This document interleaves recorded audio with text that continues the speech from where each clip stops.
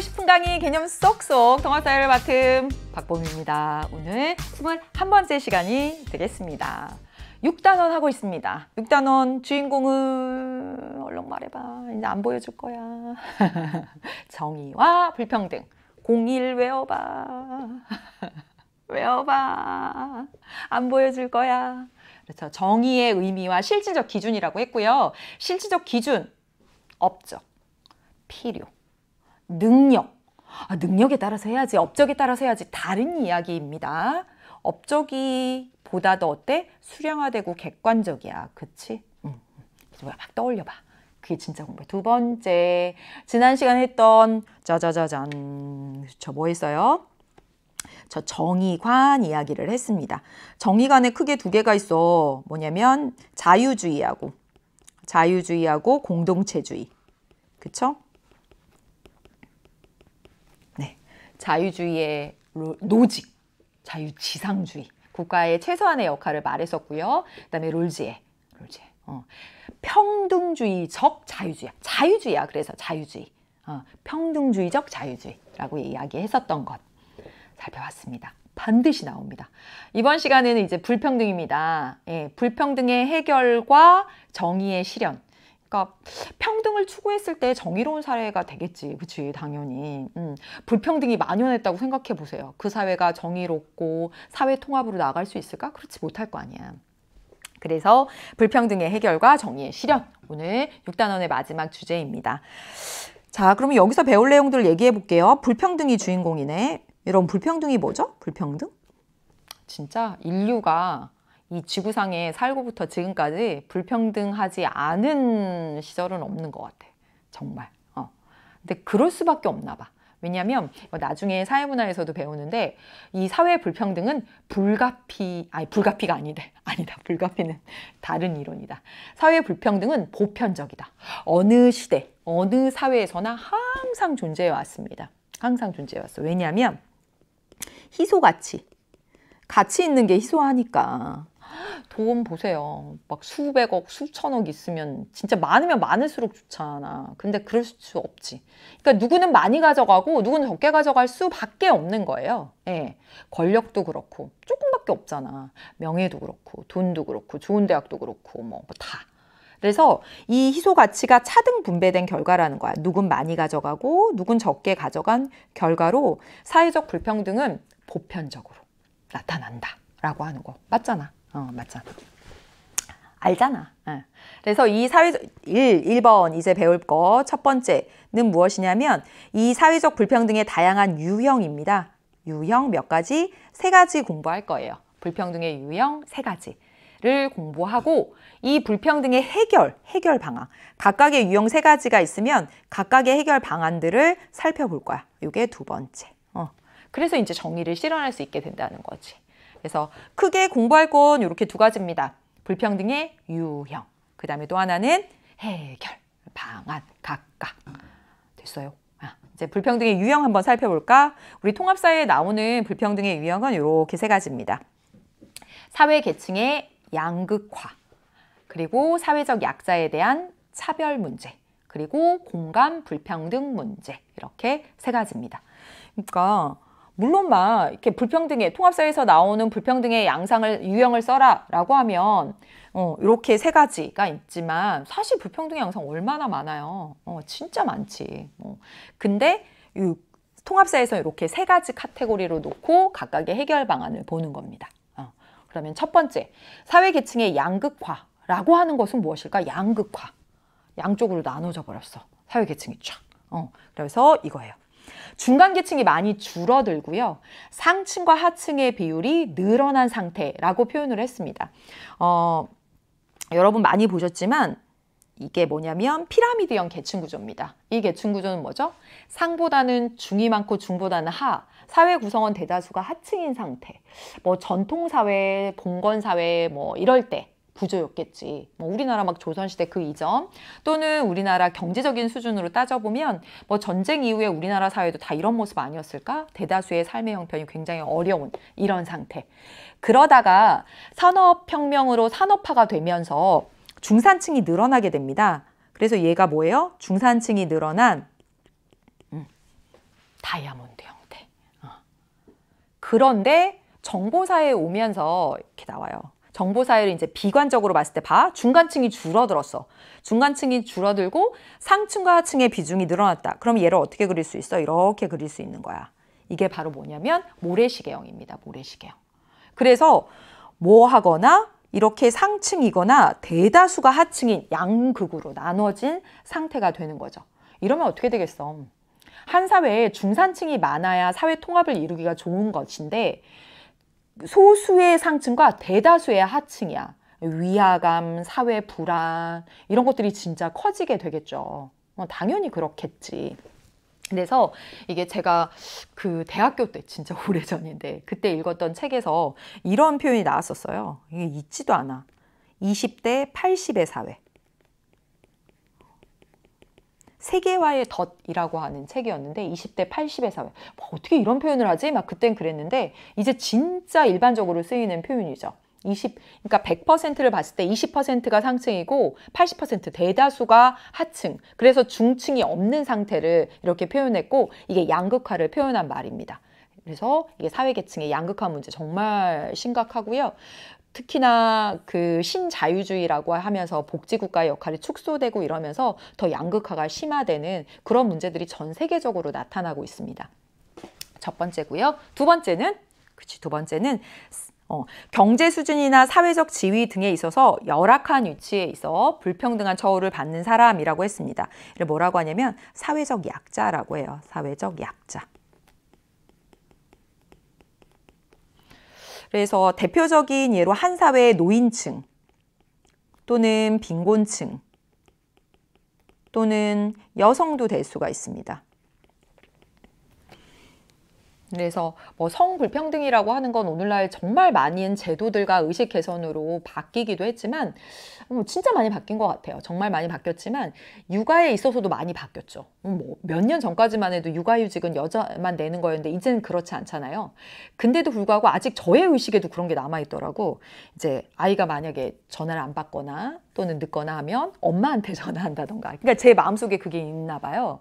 그러니까 양육은 부모가 다 공통으로 담당하는 건데 주 양육자로 엄마로 인식하는 그런 것들 있잖아. 그런 거는 아직도 그렇게 뭐 그게 나쁘다 좋다를 떠나서 그런 것들은 아직도 있는 느낌? 뭐 그런 게 있습니다. 아무튼 사회적 약자에 대한 뭐 차별 문제, 불평등한 처우를 받는 문제가 있고요. 세 번째 보겠습니다. 세 번째는 공감 불평등입니다. 공감 불평등. 대표적으로 우리나라로 따져보면 수도권과 비수도권의 격차가 진짜 크죠. 뭐 도농 격차는 말할 것도 없고 수도권과 비수도권의 격차가 정말 크다. 왜냐하면 교통시설 확충을 봐도 다르죠. 서울 시내의 핵심적인 곳에는 뭐 그 지역 크기 그 안에 지하철역이 몇 개 들어있느냐를 따져도 그 서울 시내 핵심적인 거는 딱딱하게 지하철이 막 이렇게 연결되어 있습니다. 근데 외곽으로 갈수록 그렇지 않잖아. 그런 인프라 구축이라든가 뭐 더 쉽게 말하자면 서울에는 주요 대학, 그 다음에 병원, 이런 각종 편의시설, 그 다음에 공공기관 이런 것들이 밀집되어 있고 그 밖의 지역엔 그렇지 않은 차이가 있지. 뿐만 아니라 서울 내에서도 또 어떤 지역과 지역의 차이도 존재하고 있습니다. 이걸 공감 불평등이다라고 이야기를 하는 것이죠. 네. 그래서 대표적으로 지금 세 가지를 봤어요. 세 가지. 사회 계층의 양극화.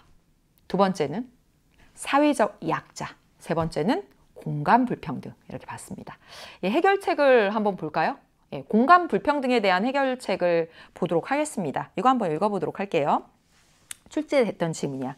우리나라 수도권의 면적은 전체 국토 면적의 12%에 불과한데 경제발전 과정에서 추진된 성장 위주의 개발 정책 때문이죠. 왜냐하면 그때 우리나라가 가지고 있던 자원이 한정되어 있기 때문에 이걸 골고루 분산할 여력이 없었던 그런 상황적인 측면도 있었을 거예요. 암튼 근데 그러한 결과로 기업, 공공기관, 각종 교육, 문화, 의료시설이 수도권에 완전 집중된 것이죠. 이로 인해서 비수도권에서는 수도권에 왜냐하면 여기에 인프라가 다 있으니까 좋은 직장, 다. 그러니까 수도권으로 인구 유입이 계속되고 여기만 더 비대화되는 거죠.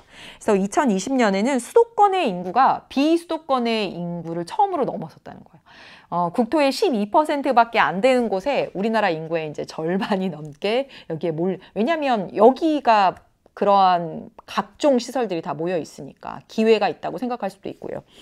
따라서 수도권에 집중된 인구와 다양한 기능을 여기 해결책입니다. 이게 해결책. 다양한 기능을 비수도권으로 분산하는 거. 그렇지. 이게 해결책입니다. 그래서 과거에 공기업을 지역으로 이렇게 분산하는 그런 정책들도 있었어요. 왜냐하면 공기업이 거기로 내려가게 되면 그 지역, 그 공기업이 내려간 지역, 그 지역을 중심으로 해서 또 발전을 도모할 수 있기 때문에 다양한 수도권 기능을 비수도권으로 이전하는 게 분산하는 것이 하나의 대책이 될 수 있는 겁니다. 이제 그 밖에 뭐 균형 발전을 전반적으로 꾀하려고 하는 것들이 필요하겠죠. 그래서 요거 비수도권의 경제 활성화, 생활 개선에 힘써서 무엇을 완화해야 돼요? 공간 불평등을 완화하려고 노력해야 되겠다라고 하는 겁니다. 네. 그래서 공간 불평등에 대한 대책은 균형 개발 또는 기능 분산 뭐 이 정도 보시면 됩니다. 그 다음에 두 번째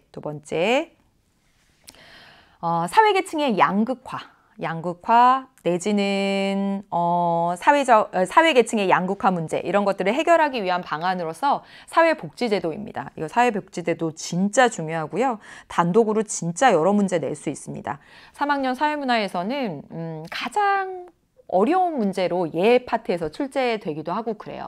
이 사회복지제도는 성인들의 경우는 이 복지제도의 대상이면서 이 복지 비용을 부담하고 있기 때문에 이 내용들을 쉽게 이해하지만 여러분들은 글로 배우는 것이라 조금 어려울 수 있어요. 그래서 여기서는 간략하게 살펴보고요. 이제 2학년 가서 3학년 가서 더 이제 심화돼서 하시면 되겠습니다. 자, 여기 보면 질병, 실업, 빈곤, 재해 등 이렇게 되어 있습니다. 얘가 뭐냐면 얘가 바로 사회적 위험이에요. 사회적 위험이라고 하는 게 뭐야? 모두가 빠질 수도 있는 위험. 예를 들어서 질병, 앞에 나와 있는 거, 앞에 질병. 누구나 아플 수 있지. 그리고 누구나 직장을 잃을 수 있고 누구나 빈곤 또는 누구나 재해를 당할 수 있습니다. 누구나 당할 수 있는 위험이에요. 이 위험에 빠져 있는 사람들이 많으면 사회가 발전할 수 있을까? 여러분 생각해봐. 여러분 집은 막 부자야. 엄청 부자야. 막 아빠 엄마가 돈 막 이만큼씩 벌어와. 막. 여러분 막 한 달 용돈 막 장난 아니야. 근데 여러분 고모네는 막 다 아파. 여러분 삼촌네는 이번에 다 직장을 잃었대. 그 다음에 여러분 누구네는 막 다 막 재해에서 어떻게 됐대. 막 주변에. 하고 맨날 돈 끌어오고 막 그래. 그럼 괴롭지. 그치? 여러분 동네에서 여러분 집만 막 우뚝 서서 궁정 같고 나머지 다 어렵다고 생각해봐요. 그럼 행복할 수가 없습니다. 그래서 이렇게 사회복지제도, 이 복자가 어떤 복자냐면 행복복자의 지자도 행복지자야. 그래서 사회복지는 사회적으로 다 같이 행복해지려고 하는 노력인 거예요. 또 여러분 집이 아무리 부자라도 여러분 삼촌도 도와주고 이모도 도와주고 고모도 도와주고 동네 사람 다 돈 퍼줄 수 없잖아. 사람이 그러기가 어려워요. 그러니까 다 같이 기금을 마련하거나 돈을 모아서 이런 어려움을 처할 때 도와주는? 아니 혜택을 입는? 이런 제도를 똑똑한 인간들이 만든 거예요. 그게 바로 사회복지제도입니다. 그래서 자 사회복지제도에 크게 세 가지가 있어요. 이거 자세한 내용들은 고등학교 2학년, 3학년 선택 과목에서 배울 텐데 학교에서 이 내용을 완전히 심화돼서 좀 배운다라고 하면 심도 깊게 하시고 그렇지 않으면 요 정도 수준에서 알아두셔도 됩니다. 첫 번째, 사회적 위험이 뭐라고 했어? 질병, 실업 이런 거 있잖아. 이게 보험 방식, 보험이 뭐예요? 여러분 암보험 들어봤어요? 암 걸리지 않았는데 혹시 걸리면 치료비도 들고 회사도 못 나가서 생활비도 내야 되고 약값도 있어야 되니까 미리 5만 원씩 이렇게 내놓는 거지. 그거야. 이게 바로 사회가 만든, 국가가 만든 보험이라는 거야. 그래서 여러분 대표적인 게 얘가 뭐냐면 대표적인 얘가 국민건강보험입니다. 건강보험. 누구나 아플 수 있으니까 국민건강보험에 강제 가입하게 해. 그래서 이거 강제야, 강제. 의무야. 가입하게. 그래서 여러분의 부모님이 한 달에 얼마씩 이 보험료를 내는 거야. 그러니까 여러분이 이비인후과 가고 그 다음에 여러분이 축구하고 뭐 하다가 삐고 이래서 이제 물리치료 받아도 그렇게 비싸지 않게 받을 수 있는 거예요. 왜? 국민건강보험에 다 가입되어 있으니까. 그래서 혹시 질병에 걸려서 아플까 봐 그럴 때 대비해서. 그래서 얘를 뭐라고 하냐면 사전 예방적 성격이다. 예방적 성격이다. 이렇게 말합니다. 이게 사회보험. 여러분의 부모님이 다 보험료 내놔서 여러분이 여기 대표적으로 국민건강보험이 있다고. 근데 생각해봐. 지금 진짜 당장 너무 어려워. 정말 형편이 너무 어려워. 우리 아들, 딸 뭐 진짜 책도 못 살 지경이야. 막 이렇게 진짜 어려워서 나 혼자 막 아들, 딸 한 3명 키우고 있어. 건강보험료 아직 아픈 애도 없는데 건강보험료 달달이 막 5만 원, 10만 원씩 못 내겠어. 이런 사람들 있을 수 있잖아요. 그런 분들은 국민건강보험료 못 내시니까 아프지 마세요. 아프면 어쩔 수 없죠. 뭐 비싸게 내셔야죠. 이럴 거야? 아니지. 그치? 그래서 생활 능력이 없는 국민의 최저 생활을 보장하기 위해서 이런 제도를 만들었습니다. 공공부조. 네. 공공이 이 부조가 뭐냐면 도울 부자의 도울 조자인 거야. 그래서 75세 노인분께서 단독 가구야. 막 빈병 죽고 이러면서 생활하고 계셔. 그런 분이 무슨 이런 보험료 저런 보험료 어떻게 내요? 예, 이런 분들을 공공부조의 대상으로 선정해서 다달이 생활 뭐 생계급여도 주고 의료급여도 주고 이렇게 하는 거죠. 이게 다 같이 잘 살려고 하는 노력인 거예요. 예. 이 두 가지가 금전적이고 물질적인 거라면 여기 아래 보시면 이렇게 돼 있어요. 세 번째 보시면 상담, 재활, 돌봄 서비스 이런 것들을 제공하기도 합니다. 얘를 뭐라고 하냐면 사회 서비스라고 해요. 사회 서비스라고 합니다. 서비스를 제공하는 거지. 대가족화에서는 제가 아기를 막 낳았어요. 아기를 여러분 낳았다고 생각해봐. 여러분 몇 년 뒤에 아기를 낳았어? 여러분 막 키울 수 있겠어? 도대체 어디서 배워본 적도 없어. 배워야 될 거 아니야. 대가족화에서는 우리의 엄마, 그 위에 할머니가 막 헤어지고 이렇게 하는 거란다. 다 알려줬단 말이야. 근데 지금은 핵가족이야. 어떻게 해야 될지 모르겠어. 다 따로 살아. 막.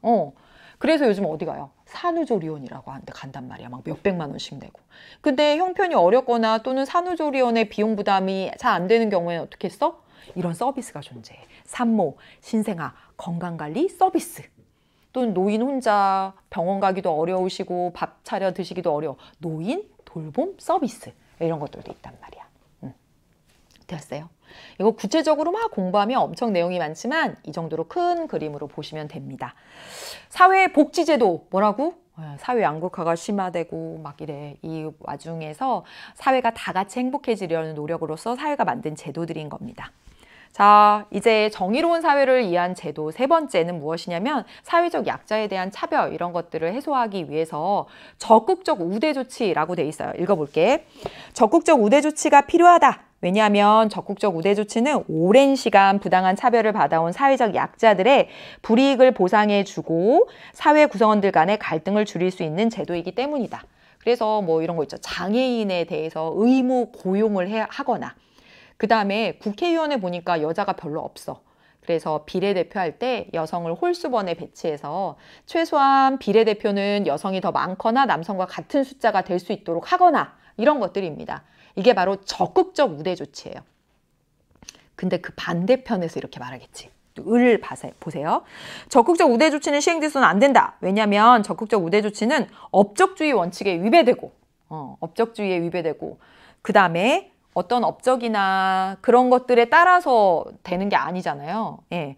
사회적 약자가 아닌 다른 사람들의 기본적 권리를 침해할 수 있기 때문이다. 이쪽에서 뭐라고 말하냐면 오히려 반대편 쪽에서 차별받잖아요. 여성들을 홀수에 이렇게 주니까 진짜 더 막 정말 정치를 하고 국민들을 위한 삶의 정책을 내고 싶은 사람들이 밀려날 수 있잖아요. 막 이렇게 주장하는 거야. 공정하게 이렇게 경쟁해가지고 순위를 이렇게 짜야지 이건 아니잖아요. 예, 반대편 쪽에서 말하는 게 역차별입니다. 그래서 사회적 약자 문제를 해결하는 방안으로서 약자에 대한 적극적 우대 조치를 해야 된다. 장애인 의무 고용제도, 여성의 공직 진출에 대해서 뭐 홀수번호 배정 이런 것들이 있고 그 반대쪽에서는 역차별이야 이런 논란들이 있습니다. 네. 자, 여기까지 했습니다. 여기까지 한 내용들 보세요. 크게 두 가지가 있었어. 불평등의 양상, 계층의 양극화. 약자 차별, 공간 불평등. 해결 방안은요. 복지제도 3가지 있어요. 사회보험, 공공부조 서비스. 사회적 약자에 대한 적극적 우대 정책이 있고 그 반대편에서 역차별이야 라고 하는 거 있다는 거. 여기까지 했습니다. 그럼 여기까지 해서 6단원이 끝났습니다. 다음 시간에 7단원 갈 거거든요. 그러기 전에 6단원을 완벽하게 복습하고 우리 7단원에서 만나도록 하겠습니다. 여러분 통합사회에서 홈런 치세요. 홈런!